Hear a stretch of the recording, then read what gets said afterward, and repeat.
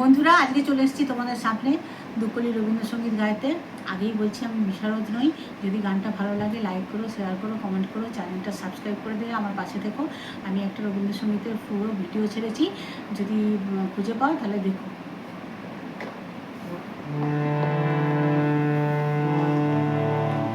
আমার মনের কোণের বাইরে, আমার মনের কোণের বাইরে আমি জানলা খুলে ক্ষণে ক্ষণে চাই রে।